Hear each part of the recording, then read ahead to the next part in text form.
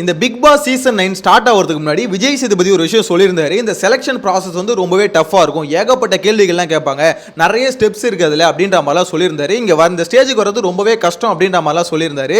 ஆனால் இன்னைக்கு நந்தினி வந்து வெளியே போனாங்க பார்த்தீங்களா? ஸோ அவங்க வெளியே போகும்போது எனக்கு என்ன தெரிஞ்சதுன்னா, அப்போ பிக் பாஸ் செலக்ஷன் டீம் வந்து அவங்களால ஒரு கண்டஸ்டன்டோட மென்டல் ஸ்டேட் என்னன்னு கூட செக் பண்ண முடியாத அளவுக்கு தான் அவங்களோட கேள்விகள்லாம் இருந்திருக்கு அப்படின்றது கிளியராக புரிஞ்சிக்க முடியுது.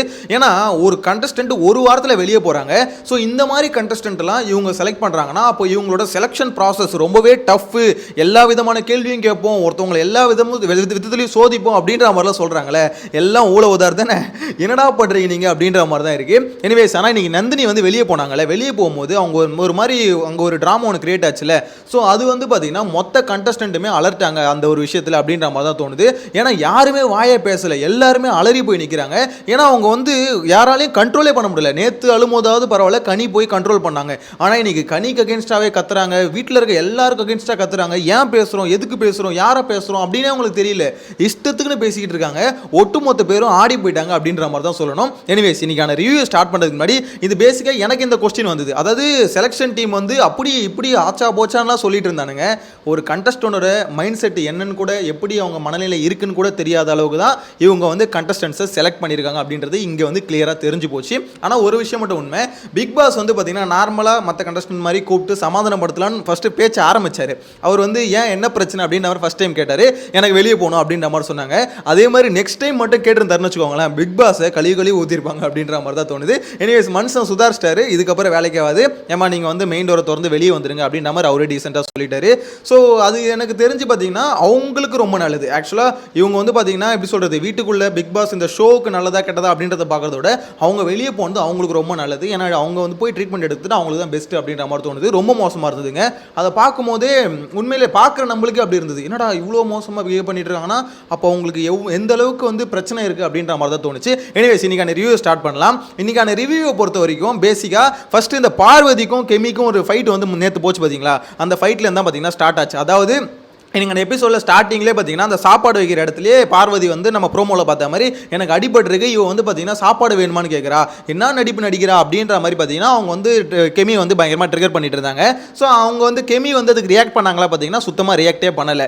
அதாவது நீ என்ன வேணா பேசு, நான் இங்கே வந்து அமைதியாக தான் இருப்பேன் அப்படின்ற ஒரு மைண்ட் செட்டில் பார்த்தீங்கன்னா கெமி இருந்துட்டாங்க. ஆனால் பார்வதி விட்ற மாதிரி இல்லை, என்னை சீண்டிட்டில் என்னையே நேற்று அளவஸ்டல நீனு உன்னை விடமாட்டேன்டி அப்படின்ற ஒரு மைண்ட் செட் அவங்களுக்கு உள்ளே இருக்குதுன்னு நினைக்கிறேன். பயங்கரமாக ட்ரிகர் பண்ணுறதுக்கு பயங்கரமாக ட்ரை பண்ணுறாங்க. எனக்கு தெரிஞ்சு நான் ஆல்ரெடி சொன்ன மாதிரி தான் இவங்களுக்குள்ள ஃபியூச்சரில் இதுக்கப்புறம் வரப்போகிற நாட்களில் பயங்கரமான ஒரு சண்டை வந்து இவங்க ரெண்டு பேருக்குள்ள வரப்போகுது அப்படின்றது கிளியராக தெரியுது. என்ன பொறுத்த வரைக்கும் என்னோட கேஸில் ஒரு பெரிய சண்டை இவங்க ரெண்டு பேருக்குள்ள இருக்குது அப்படின்றது கிளியராக தெரியுது. எனிவேஸ், இதுக்கு அடுத்து பார்த்தீங்கன்னா அந்த இவங்க வீட்டுக்குள்ளே இவங்க ஏன் இருக்காங்கன்னே தெரியல அப்படின்ற ஒரு டாஸ்க் வந்து பிக் பாஸ் கொடுத்தாரு. அது எதுக்குன்னு பார்த்தீங்கன்னா ஜெயிலில் தூக்கி போகிறது. இவ்வளோ நாள் ஜெயில் குண்டு வந்து சும்மா இருந்ததுல, ஸோ அதில் 2 பேர் அனுப்பலான்னு பிக் பாஸ் முடிவு பண்ணி அந்த டாஸ்க்கை கொடுத்தாரு. அந்த டாஸ்கில் ஒவ்வொருத்தனையும் பேச வைக்கிறதுக்குள்ள பிக் பாஸ் இருக்கார்ல, அந்த மனுஷன் செத்துட்டாருங்க. ஏன்னா ஒவ்வொருத்தரும் வந்து எதுக்கு பேசுகிறோம் ஏன் பேசுகிறேன்னு தெரியல. பல தடவை லைவ் பார்த்தவங்களுக்கு தெரிஞ்சிருக்கும், பல தடவை ரீடேக் போச்சு, இல்லை சரியா சொல்லு, தப்பா சொல்றீங்க, கரெக்டான காரணத்தை சொல்லு அப்படின்ற மாதிரி பல தடவை ரீடேக் எடுக்க வச்சாங்க. எனிவேஸ், அதுக்கப்புறம் ஷோ 1 hour ஷோவில் பார்த்தா தெரியாது, எல்லாம் பர்ஃபெக்டாக பேசுகிற மாதிரி இருக்கும். லைவ் பார்க்கும்போது தான் தெரியுது அவ்வளோ வளர்றானுங்க, சம்மந்தமே இல்லாமல் பேசிட்டு இருக்காங்க ஒவ்வொருத்தரும். எனிவேஸ், இதில் வந்து பார்த்தீங்கன்னா நிறைய பேர் அவங்களுக்குள்ள இருக்க வெஞ்சன்ஸ் வந்து வச்சாங்க. அதில் பயங்கரமாக ஒரு டாபிக் வந்து பேசப்படுது என்னன்னு பார்த்தீங்கன்னா, இவர் பிரவீன் ராஜ் இருக்கார்ல, பிரவீன் ராஜுக்கும் திவாகருக்கும் முட்டினது தான். பிரவீன் ராஜ் வந்து திவாகரை நாமினேட் பண்ணி திவாகரை வந்து சொல்கிறதும், அதே மாதிரி திவாகர் வந்து பார்த்தீங்கன்னா பிரவீன் ராஜ் சொல்கிறதும் அப்படின்ற மாதிரி இவங்க 2 பேருக்குள்ள ஒரு ஃபைட் இப்போ வரைக்கும் போயிட்டு தான் இருக்கு.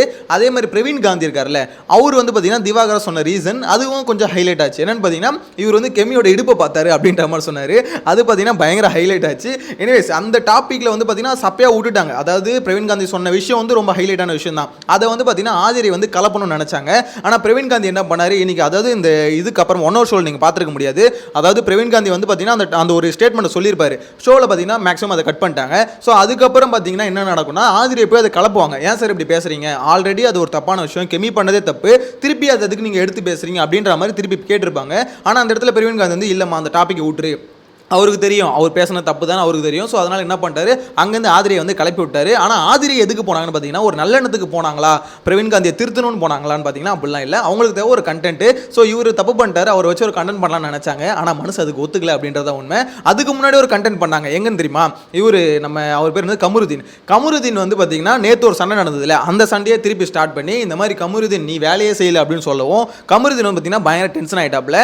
அதாவது எப்படி நீ வேலை செய்யலைன்னு சொல்லுவேன், நான் ஒரு தப்பு பண்ணிட்டேன், சரி ஒரு மிஸ்டேக் எனக்கு நடந்துருச்சு, அதுக்குன்னு நான் 3 நாளும் சுத்தமாக வேலை செய்யலன்னு சொல்கிறது ரொம்பவே தப்பு அப்படின்னோட 2 பேருக்கும் ஆர்கியூமெண்ட் வந்தது. அதுக்கப்புறம் உங்கள் பெட்ரூமுக்கு வந்து நான் பெருக்கவே வரமாட்டேன் அப்படின்ற மாதிரி ஆதிரே சொன்னாங்க. ஸோ அது ஒரு சின்ன சண்டை போச்சுன்னு வச்சுக்கோங்களேன். ஆனால் இவங்க பண்ணுற சண்டை எல்லாமே பார்க்கும்போது எப்படி தெரியுமா இருக்கு, சும்மா ஒரு சின்ன பசங்க தண்டை மாதிரி லைட்டாக சண்டை போடுவாங்க, திடீர்னு பார்த்தீங்கன்னா திருந்தி சாரி கேட்டுருவாங்க, என்னடா சண்டை அப்படின்ற மாதிரி தான் இருக்கும். ஓவராலாக இது ஒரு கான்செப்டாக நம்ம யோசிச்சு பார்த்தோன்னு வச்சுக்கோங்களேன், என்னடா நம்மள தான் முட்டாளாக்குறானுங்களா இவனுங்க அப்படின்ற மாதிரி தான் இருக்குங்க. ஆக்சுவலாக கெமிக்கும் பார்வதிக்கும் ஒரு சண்டை போதில்ல, அது கூட பார்க்கும்போது கொஞ்சம் ஜெனியூனாக இருக்கும். ஆமாம், உள்ளுக்குள்ளே 2 பேருக்கு ஒரு பகை இருக்குது அப்படின்ற மாதிரி தெரியும். ஆனால் இவங்களுக்குலாம் வருது பாருங்க, ஆதிரைக்கும் மற்றவங்களுக்குலாம் சண்டை வருதுல்ல, இது வந்து பார்த்தீங்கன்னா பக்கா கண்டென்ட் மாதிரியே தெரியும். அது எப்படி இருக்குன்னா, இந்த மாதிரி ஒரு சண்டை போடுவாங்க, அடுத்த நிமிஷமே போய் சாரி கேட்டு சமாதானம் ஆயிடுவாங்க, இல்லை சாரியே கேட்காம சமாதானம் ஆயிடுவாங்க, யாரா நீங்கள் அப்படின்ற மாதிரி தான் இருக்கும். எனிவேஸ் அந்த வந்து வீட்டுக்குள்ளே இருக்கிறதுக்கு எதுக்கு இருக்காங்கன்னே தெரியல அப்படின்ற மாதிரி இருக்கும்ல. அதில் வந்து பார்த்தீங்கன்னா 2 பேரை ஃபைனலாக செலக்ட் பண்ணாங்க. ஒன்று வந்து பார்த்தீங்கன்னா வினோத், இன்னொன்று வந்து வியானா. வினோத் இவங்க 2 பேர் ஒன்றுமே பண்ணலன்னு கேட்டிங்கன்னா, எனக்கு தெரிஞ்சு வியானா கொஞ்சம் பண்ணாங்க, ஆனால் வினோத் ஒன்றுமே பண்ணல. இவருக்கு கம்பேர் பண்ணும்போது இவராவது கொஞ்சம் அப்பப்போ பாட்டு பாடுவார், இவரை கம்பேர் பண்ணும்போது இன்னும் நிறைய பேர் இருக்காங்க. எக்ஸாம்பிளுக்கு ஆதிரை, அப்சரா. ஸோ இவங்களாம் சார் ஆதிரைன்ற பாருங்க, அது என்னது அரோரா, அப்சரா, இவங்களாம் என்ன பண்ணாங்கன்னே தெரியல. சும்மா வரது போகிறது, இந்த அட்மாஸ்பியர் கேரக்டராக பிக் பாஸ் வீட்டுக்குள்ளே நிறைய பேர் இருக்காங்க. கலையரசன், ஸோ இவங்களாம் ஃபுல் அண்ட் ஃபுல் அட்மாஸ்பியர் தான், அவங்க இருக்கிற மாதிரி தெரியும். அதாவது பின்னாடி பார்த்தீங்கன்னா அவுட் ஆஃப் ஃபோக்கஸ்லேயே இருப்பாங்க. ஸோ இந்த மாதிரி கேரக்டர் ஏக்கச்சக்கமாக இருக்குது. ஆனால் அதை வந்து பார்த்தீங்கன்னா அதிகமாக சொல்லவே இல்லை. எனக்கு தெரிஞ்சு கரெக்டாக பாயிண்ட் அவுட் பண்ணது யார் தெரியுமா, இவர் சபரி தான் சொன்னார், அரோரெல்லாம் ஒன்றுமே பண்ணல அப்படின்ற மாதிரி. ஸோ இது வந்து பார்த்தீங்கன்னா அங்கே பாயிண்ட் அவுட் பண்ண வேண்டியது இவங்கள தான். வந்து ஜாலி அரோராவும் ரம்யாவும் அங்கே ஒன்றுமே இல்லை, இவங்களாம் என்ன பண்ணுறாங்கன்னு தெரியாது. ஆனால் இவங்களை வந்து யாருமே பாயிண்ட் அவுட் பண்ணல. இங்கே வந்து பார்த்தீங்கன்னா இது வியானாவையும் வினோத்தையும் சொல்கிறாங்க, அது தப்பு இல்லை, அவங்களும் ஒன்றும் பண்ணல. ஆனால் அவங்கள விட மோசம் பார்த்தீங்கன்னா எனக்கு தெரிஞ்சு அரோரா, ரம்யா, கலை, இவங்களாம் அப்சரா, இவங்களாம் ஒன்றுமே பண்ணல. ஆனால் இதை வந்து பார்த்தீங்கன்னா நிறைய பேர் சொல்லலை. ஸோ இதுதான் அந்த பார்ஷியாலிட்டி அப்படின்றது இங்கே என்னமோ கிளீனாக தெரியுது. அதாவது அவங்கவுங்களுக்கு யார் யார் பிடிக்கலையோ அவங்கவுங்களும் சொல்லிட்டாங்க. கடைசியில் இந்த 2 ஜீவன்களை பார்த்தீங்கன்னா ஜெயில் சூட்டை கொடுத்து உள்ள தூக்கி போட்டாங்கன்னு வச்சுக்கோங்களேன். ஓவராலாக இன்றைக்கான எபிசோடில் நம்ம வந்து மெயினான கண்டென்ட்டாக இதில் பார்க்க வேண்டியது இது பார்த்தோம்ல, இது எதுவுமே கிடையாது. மெயினான கண்டென்ட் என்னென்னு பார்த்தீங்கன்னா இன்றைக்கான கேப்டன்சி டாஸ்க் தான். ஏன்னா பிக் பாஸ் வந்து பாத்தீங்கன்னா இதுக்கு முன்னாடி சீசன் 7ல ஒருத்தவங்க வந்து கேள்வி கேட்டிருக்காங்க, பிக் பாஸ் நீங்க பண்ணது தப்பு அப்படின்ற மாதிரி. அதே மாதிரி பாத்தீங்கன்னா அவங்க ஃப்ரெண்ட் வந்து இப்ப கேள்வி கேட்கறாங்க. அது யாருன்னு பாத்தீங்கன்னா ஆதிரை. பிக் பாஸ் சீசன் 7ல வந்து பூர்ணிமா கேட்பாங்க, இப்ப ஆதிரை வந்து அதே மாதிரி கேட்கறாங்க. ஏன்னா கேப்டன்சி டாஸ்க்ல வந்து பாத்தீங்கன்னா தேர்ட் ஃபேஸ் அதுல என்ன நடந்ததுன்னா 3 விஷயம் வச்சிருந்தாங்க. ஒன்னு மாஸ்க், இன்னொன்னு வந்து துணி ஒன்று வச்சிருந்தாங்க, அதுக்கப்புறம் டிஷர்ட் ஒன்று வச்சிருந்தாங்க. யார் வந்து அதாவது கடினமான ஒரு இதை வந்து யார் சூஸ் பண்றாங்க அப்படின்ற மாதிரி தான் இருக்கு கான்செப்ட். அதாவது இது வந்து ரொம்ப டஃப்பா இருக்கும், இதுல ஒன்று வந்து நீங்க சூஸ் பண்ணணும் அப்படின்ற மாதிரி. மாஸ்க் அந்த துணியை சூஸ் பண்ணா பேசவே கூடாது, அடுத்த வாரம் ஃபுல்லாக பேசவே கூடாது. மாஸ்க் யூஸ் பண்ணால் அடுத்த வாரம் ஃபுல்லாக மாஸ்க் போட்டுக்கிட்டே இருக்கணும், மூஞ்சை காமிக்க கூடாது. டிஷர்ட் போட்டோன்னா யூனிஃபார்ம், அது வந்து அடுத்த வாரம் ஃபுல்லாக டிஷர்ட் போட்டு, இப்படி தான் பார்த்தீங்கன்னா இந்த 3 இது இருக்குது. இதில் யார் வந்து கஷ்டமாக சூஸ் பண்ணுறாங்களோ அவங்க யார் கஷ்டமாக சூஸ் பண்ணுறாங்கன்றதை பார்த்து இங்கே ஜட்ஜஸ் யாருன்னு பார்த்தீங்கன்னா இந்த டீலக்ஸ் ரூமில் இருக்காங்களா அவங்க தான் ஜட்ஜஸ். ஸோ அவங்கள வந்து பார்த்தீங்கன்னா அதிகமாக ஓட்டு எடுத்தாங்க. ஸோ அதில் அதிக ஓட்டு வந்து பார்த்தீங்கன்னா டஃப்பான இதை சூஸ் பண்ண இவருக்கு துஷாருக்கு வந்து வந்ததுன்னு வச்சுக்கோங்களேன். இப்போ துஷார் வந்து ரொம்ப டஃப்பான இதுவா அப்படின்னு கேட்டிங்கன்னா ஆமாம் உண்மை தான். ஏன்னா ஒரு வாரம் ஃபுல்லாக நான் பேசாமே இருக்கேன் அப்படின்ற மாதிரி அந்த பையன் முடிவு எடுத்து அந்த துணியை வந்து எடுத்து கட்டிட்டான்னு வச்சுக்கோங்களேன். ஸோ அதுக்கப்புறம் உள்ளே வந்துட்டாங்க. இங்கே ஓட்டு எடுப்பில் பார்த்தீங்கன்னா ஆப்வியஸாக துஷாருக்கு தான் விழும், ஏன்னா துஷார் தான் டஃப்பான விஷயம். அப்படி இல்லைனாலும் துஷாருக்கு தான் விழுன்னு வச்சுக்கோங்களேன். பேர் வந்து தொலை மாட்டுது, துஷாருக்கு தான் விழுன்னு வச்சுக்கோங்களேன். ஏன்னு பார்த்தீங்கன்னா அந்த கமிட்டி இருக்காங்களா, செலெக்ஷன் கமிட்டி, அவங்களுக்கும் ஆதிரைக்கும் நிறைய சில பேரில் வந்து பார்த்தீங்கன்னா அதுக்கு அதாவது கமருதீன், பிரவீன் காந்தி, இவங்களுக்கும் ஆதிரைக்கும் ஆவே ஆகாது. ஆப்வியஸாக பார்த்தீங்கன்னா ஆதிரைக்கு ஓட்டு போட மாட்டாங்க. ஸோ இது வந்து பார்த்தீங்கன்னா ஆப்வியஸாக துஷாருக்கு தான் போகும். அது மட்டும் இல்லாமல் டஃப்பான இதை செலக்ட் பண்ணது அவர் தான் வச்சுக்கோங்களேன். இப்போ அந்த தலை இந்த வீட்டுக்கான தலை செலக்ட் பண்ணுறதுல அதிகப்படியான ஓட்டு வந்து பார்த்தீங்கன்னா துஷாருக்கு வந்தது. அதனால் துஷாரை தூக்கி வீட்டு தலையாக மாற்றிட்டாங்க. அதாவது தலைனா கேப்டனு, அது வந்து நாங்கள் புதுசாக யோசிக்கிறோம் அப்படின்ற மாதிரி பார்த்தீங்கன்னா கேப்டன்ற நேம் எடுத்துட்டு தலைன்ற வச்சுருக்காங்க. இப்போ வந்து அது எல்லாம் முடிஞ்சதுக்கப்புறம் துஷார் தான் கேப்டன் சொல்லிட்டாங்க. அதுக்கப்புறம் என்ன பண்ணாங்க, துஷாரை கூட்டிட்டு போய் அந்த பெட்ரூமில் விட்டாங்க, அதாவது தலையோட ரூமில் விட்டாங்க. அப்போ வந்து துஷார் அந்த கட்டில் மேலே உட்காந்து கால் மேலே காலை போட்டு ஒரு போஸ் நான் பார்த்தேன், தன்னை தலையாக உணர்ந்த தருணம் அப்படின்ற மாதிரி பார்த்தீங்கன்னா எடுத்து பயங்கரமாக ட்ரோல் பண்ணிட்டு இருக்காங்க. ஆக்சுவலாக உண்மையிலே அந்த பையன் வந்து நிறைய எஃபர்ட் பண்ணியிருக்கான், ஆனால் ரொம்ப சைலண்ட்டாக இருக்க மாதிரி தான் இருந்தது. மேபி இதுக்கப்புறம் ஒரு கேப்டன் ஆகிட்டதுக்கப்புறம் மேபி ஃபேஸ் வெளியே தெரியும்னு நினைக்கிறேன். ஏன்னா இவ்வளோ நாள் எப்படி இருந்தானா அந்த அரோரா இருக்காங்களே, அரோரா பின்னாடியே சுற்றிக்கிட்டே இருந்தால் ஒரு மாதிரி எங்கேயுமே பார்க்க முடியாது. அரோரா எங்கே இருக்காங்களோ பக்கத்துலேயே இருப்பான். ஸோ அப்படி தான் சுற்றிட்டு இருந்தான். இப்போ தான் ஓரளவுக்கு இதுக்கப்புறம் தான் வெளியே தெரியும் அப்படின்ற மாதிரி தோணுது. எனிவேஸ் இப்போ இது வந்து பார்த்தீங்கன்னா டாஸ்க் எல்லாம் முடிஞ்சிருச்சு. இதுக்கப்புறம் ஆதிரை வந்து கிளம்பிட்டாங்க. என்னென்னு கிளம்பிட்டாங்கன்னா, இந்த மாதிரி பிக் பாஸ் நீங்கள் வந்து ஒரு டாஸ்க் கொடுத்தீங்க, துணி, அதாவது துணி எடுத்து அவன் வாயில் தான் கட்டியிருக்கணும், அவன் என்ன பண்ணால் மூக்கு வரையும் கட்டிட்டான். ஸோ செலெக்ஷன் அதாவது அந்த ரிசல்ட் வந்து அனௌன்ஸ் பண்ணாங்க பார்த்தீங்களா அந்த டீலக்ஸ் ரூமில், அவங்க என்னன்னு சொல்லி அனௌன்ஸ் பண்ணாங்கன்னா இந்த மாதிரி அவனுக்கும் பாதி மூஞ்சி வரைக்கும் கவர் ஆயிருக்கு, ஸோ அவனுக்கு பேசவும் முடியாது, பாதி மூஞ்சியும் கவர் ஆகுது அப்படின்னும் போது அவன் தான் டஃப்பாக இருக்குது, இந்த இதுலேயே அவன் தான் டஃப்பாக இருக்குது, ஸோ அதனால் அவனுக்கு ஓட் பண்ணுறான் அப்படின்ற மாதிரி சொன்னாங்க. அது வந்து எப்படி அது? ஸோ அவனுக்கு வாய் மட்டும் தானே, அப்போ நீங்கள் டேப்பு தானே கொடுத்துருக்கணும், அவன் மூஞ்சி ஃபுல்லாக கட்டிக்கிட்டானா அது எப்படி கரெக்டாக இருக்கும்? ஸோ அவனுக்கு டேப் கொடுத்துருந்தா வாய் மட்டும் தான் கவர் ஆயிருக்கும், அப்போ ஆப்வியஸாக பார்த்தீங்கன்னா எனக்கு தான் ஓட்டு போட்டிருப்பாங்க அப்படின்ற மைண்ட் செட்டில் வந்து பார்த்தீங்கன்னா ஆதிரை பேசுகிறாங்க. இது எல்லாம் எதை வெளிப்படுத்துதுன்னு பார்த்தீங்கன்னா அந்த தோத்துட்டு அந்த விரக்தி இருக்குல்ல, அதுதான் பார்த்தீங்கன்னா வெளிப்படுத்துது, அந்த காண்டு, ஐயோ இவ்வளோ தூரம் வந்து நம்ம ஜெயிக்க முடியல அப்படின்ற மாதிரி. ஆனால் அவங்க சொல்கிறது வந்து பார்த்தீங்கன்னா ஒரு பாயிண்ட் இருக்குது, இல்லைன்னு நான் சொல்ல, அதுக்குன்னு பார்த்தீங்கன்னா அந்த டாஸ்க் ஃபுல்லாகவே தப்பு, இந்த மாதிரி வந்து எப்படி சொல்கிறது, துஷார் வந்து அந்த வாயை மூடிட்டு இருந்ததில்ல, ஸோ அதுக்கு பதிலாக மாஸ்க்கு தான் கொடுத்துருக்கணும் அப்படின்ற மாதிரி சொல்ல முடியும். என்ன இருந்தாலும் பார்த்தீங்கன்னா அவன் எடுத்தது டஃப்பான ஒரு விஷயம் தான், பேசாமல் இருக்கிறது. நீங்கள் மூஞ்சை காமிக்காமல் மாஸ்க் போட்டுக்கிட்டு உள்ளே பேசிட்டு கூட இருந்துடலாம், ஆனால் அந்த பேசாமல் இருக்கிறதுன்றது ரொம்பவே கஷ்டமான விஷயம். அதனால தான் துஷாருக்கு போச்சு. இருந்தாலும் ஆதிரை கேட்டாங்க பாருங்க, பிக் பாஸ் டீம் பண்ணதான் தப்பு, பிக் பாஸ் பண்ணதான் தப்பு அப்படின்னா பிக் பாஸ் மேலேயே பழிய போட்டாங்க. ஸோ எனக்கு தெரிஞ்சு விஜய் சேதுபதி இதை அட்ரஸ் பண்ணுவாருன்னு கண்டிப்பாக அட்ரஸ் பண்ணுவார். ஏன்னா பிக் பாஸ் மேலே பழிய போட்டாங்களே, என்ன ஆதிரை இந்த மாதிரி பிக் பாஸ் மேலே ஏதோ கம்ப்ளைண்ட் கொடுத்தீங்க அப்படின்ற மாதிரி கம்பல்சரி கேட்பாரு. இதுக்கு வந்து பார்த்தீங்கன்னா ஆதிரை கிட்ட பதில் இருக்கு, இல்லைன்னு நான் சொல்ல. இருந்தாலும் இந்த ஒரு இது பார்த்தீங்கன்னா பூர்ணிமா எப்படி பண்ணாங்களோ அதே மாதிரி இவங்களும் பண்ணுறதால சோஷியல் மீடியா என்ன பேசிட்டு இருக்காங்கன்னா பூர்ணிமா ஃப்ரெண்டுன்னு நிரூபிச்சிட்டமா அப்படின்ற மாதிரி தான் சொல்லிட்டு இருக்காங்க. அது உண்மைதாங்க. ஏன்னா நிறைய பேர் பார்த்தீங்கன்னா தப்பாகவே இருந்தாலும் பிக் பாஸ் அகேன்ஸ்டாக பேசவே மாட்டாங்க. ஆனால் எவ்வளோ போல்டா பிக் பாஸ் நீங்கள் பண்ணது, பிக் பாஸ் டீம் பண்ணது தப்பு அப்படின்ற மாதிரி பேசிட்டு இருக்காங்க. இது எங்கே போய் முடிய போகுது அப்படின்ற மாதிரி வெயிட் பண்ணி தான் பார்க்கணும். இதில் வந்து பார்த்தீங்கன்னா அந்த பிரவீன் ராஜ் இருக்கார்ல, அவரும் பார்த்தீங்கன்னா தோற்று போயிட்டார். அந்த டிஷர்ட் ஒயிட் டிஷர்ட் வந்து எடுத்தார்ல, ஸோ அவர் வந்து துஷார் ஜெயிச்சது எல்லாருக்கும் ஓகே தான், இருந்தாலும் பார்த்தீங்கன்னா அவர் தோத்துட்டுமே அப்படின்ற மாதிரி பயங்கரமாக ஃபீல் பண்ணிட்டு இருந்தார். என்னால் லைவில் பார்க்க முடிஞ்சது, ஒரு டாஸ்கில் என்னால் ஜெயிக்க முடியல அப்படின்ற மாதிரி எல்லாருக்குமே அந்த ஃபஸ்ட்டு கேப்டன்சியை நம்ம வந்திருக்கணும் அப்படின்ற ஒரு இது இருக்குது. ஸோ அதனால் நிறைய இவங்க ரெண்டு பேருமே ஃபீல் பண்ணிட்டு தான் இருந்தாங்க, அதை பார்க்க தான் முடிஞ்சுது. இருந்தாலும் துஷாருக்கு அந்த கேப்டன் அந்த பதவியை கொடுத்து தூக்கி அந்த பெட்ரூமில் போட்டது வந்து பார்த்தீங்கன்னா என்னென்ன மாதிரி அவர் யூஸ் பண்ண போராடுறத பொறுத்து தான் இருக்குது. ஏன்னா இந்த வாட்டி கேப்டனுக்கு பயங்கரமான பவர் இருக்கா அப்படின்னு கேட்டிங்கன்னா அது கொஞ்சம் டவுட்டாக தான் இருக்குது. இப்போ வரைக்கும் அவரோட ரோல்ஸ் அண்ட் ரெஸ்பான்சிபிலிட்டிஸ் அப்படின்ற மாதிரி எதுவும் வரல.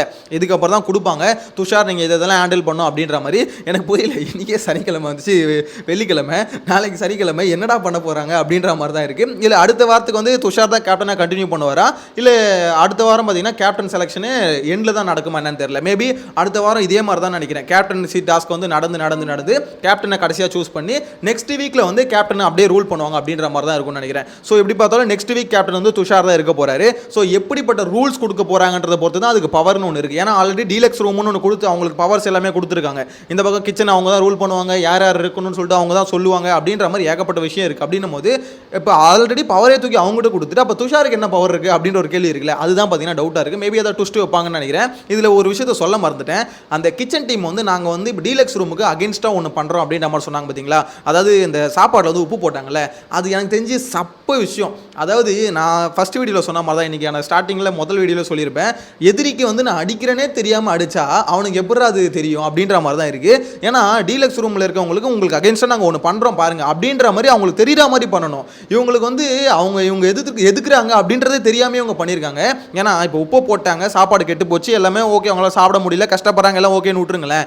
ஆனால் இங்கே விஷயம் என்னது, நீங்கள் அதுக்கு பதிலாக என்ன பண்ணியிருக்கணும், அவங்களுக்கு தேவை இப்போ நீங்கள் வந்து 10 மணிக்கு ஏந்து வரீங்க, எவ்வளோ காண்டா இருக்குது எங்களுக்கு, அது வரைக்கும் நாங்கள் சமைக்காமல் சாப்பிடாமல் இருக்கோம், அதாவது எதுவுமே கேஸை கூட பற்ற வைக்க முடியாது, நீங்கள் சொகுசை ஏந்து வரீங்க அப்படின்னும் போது அந்த காண்டு எங்களுக்கு இருக்குது. அதனால் நீங்கள் சொல்கிற சாப்பாடு நாங்கள் செஞ்சு தரணும், அது எங்கள் டியூட்டி. ஆனால் அதே சமயத்தில் நீங்கள் சொல்கிற டைமில் தான் எங்களுக்கு செஞ்சு தரணும்னு அவசியம் இல்லை. நீங்கள் வந்து இப்போ செய்ய சொல்கிறீங்கன்னா நாங்கள் 1 hour கழிச்சு செய்வோம், பொறுமையாக செய்வோம், 2 hour ஆகட்டும், 3 hour ஆகட்டும், நாங்கள் பசி அடைக்கிறோம், அதே மாதிரி நீங்களும் பசியிலே கிடங்க அப்படின்ற மாதிரி அதை தான் அவங்க செக்காக வைக்கணும். ஸோ அதை அவங்க பண்ணாமல் அவங்க என்ன பண்ணுறாங்கன்னா இமிடியேட்டாக செஞ்சு கொடுக்குறோம். அதே மாதிரி சாப்பாடை வந்து நல்லா செஞ்சு கொடுக்காம அது பண்ணிட்டு இருக்காங்க. எனக்கு தெரிஞ்சு அது வந்து பொருளை வேஸ்ட் பண்ணுற மாதிரி தான், அது இவங்க மேலே தான் கிரிட்டிசிசமாக மாறும், அதை கனி மேலே தான் மாறும். கனி வந்து இந்த மாதிரி சாப்பாடை வந்து காலி பண்ணிட்டாங்க, சிக்கனை வந்து வேஸ்ட் பண்ணிட்டாங்க அப்படின்ற மாதிரி தான் மாறுமே தவிர, மற்றபடி இவங்க ஒரு பிளான் ஒன்று போட்டாங்களே அது வந்து பார்த்திங்கன்னா டோட்டல் வேஸ்ட்டு. இவங்க அதுக்கு அழகாக நான் வந்து இந்த டைமுக்கு செஞ்சு கொடுக்க முடியாது, நீ வெயிட் பண்ணு, இன்னும் 2 hour ஆகும், 3 hour அப்படின்னு டைம் டிலே பண்ணியிருக்கலாம். நீ பசிக்குதுன்னா ஒன்றையெல்லாம் ஒன்று செய்ய முடியாது, நீ எப்படி எனக்கு சீக்கிரம் வரனா வந்து வரியா, கஷ்டப்படுறல, அதே மாதிரி நானும் பொறுமையாக தான் அந்த இடத்துல செக் வச்சு அப்படி ஹேண்டில் பண்ணுறதை விட்டுட்டு ஒரு மாதிரி இந்த ஐடியா வந்து கனி தான் யோசிச்சாங்கன்னு நினைக்கிறேன். எனக்கு தெரிஞ்சு கனி தான் நினைக்கிறேன், கொஞ்சம் வில்லங்கமாக யோசிச்சிருக்காங்க அப்படின்ற மாதிரி தான் தோணுது. பட் பரவாயில்ல, ஏதோ ஒன்று, அதாவது அவங்களுக்கு அகேன்ஸ்டாக ஏதோ ஒன்று பண்ணணுமாவது யோசிச்சிருக்காங்களே, அதுவே பெரிய விஷயம் அப்படின்ற மாதிரி தான் தோணுது. எனிவேஸ் இன்னைக்கான எபிசோட பார்க்கும்போது ஓவராலாக இவ்வளோ சம்பவம் தாங்க நடந்தது. ஸோ இதில் வந்து பார்த்தீங்கன்னா அந்த பார்வதிக்கும் கெமிக்கு நடந்த ஃபைட்டு, அப்புறம் இந்த கிச்சனில் இவங்க பண்ண விஷயம், ஸோ அதுக்கடுத்து கேப்டன்சி டாஸ்க்கு, இவ்வளோ தான் சம்பவம், இவ்வளோ தான் வச்சுக்கோங்களேன். மற்றபடி எல்லாம் சும்மா அங்கங்க இன்னைக்கான எபிசோடு கொஞ்சம் லேக் தான் வச்சுக்கோங்க. ஆனால் இதில் மெயினான விஷயம் வந்து இவங்க எவிக்ட் ஆனது தான். அதாவது நந்தினி இருக்காங்களா, அவங்க வந்து எவிக்ட் ஆனது தான். என்னை பொறுத்த வரைக்கும் நான் ஸ்டார்டிங்கில் சொன்னது தான், big boss team selection team பண்ண தப்பு தான் இது.